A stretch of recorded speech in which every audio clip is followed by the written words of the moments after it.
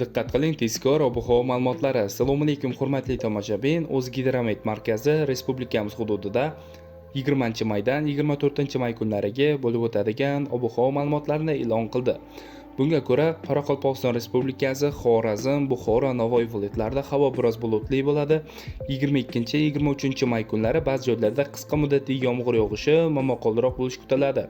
20-21 hamda 24-may kunlari esa yog'ingarchiliklar kutilmaydi. Shamol o'zgaruvchan yo'nalishda 7-12 metr sekund tezlikda esadi. Ba'zi joylarda shamolning tezligi 13-18 metrgacha kuchayishi mumkin. Haroratlar kechalari 13-18 daraja iliq, kunduz kunlari 20-21 kunlari 28-33 darajani tashkil etadi.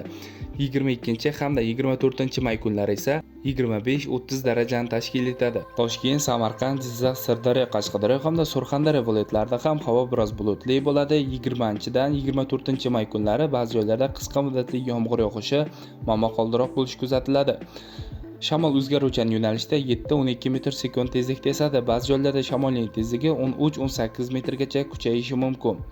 Haroratlar kechalari 17-22 daraja iliq, kunduz kunlari 25-30 daraja atrofida bo'ladi. Respublikamizning vodiy hududlari, ya'ni Andijon, Farg'ona, Namangan viloyatlarida ham havo biroz bulutli bo'ladi. 21-23-24-may kunlari ba'zi joylarda qisqa muddatli yomg'ir yog'ishi kutilmoqda. Faqatgina 22-may kuni yog'ingarchiliklar kutilmaydi.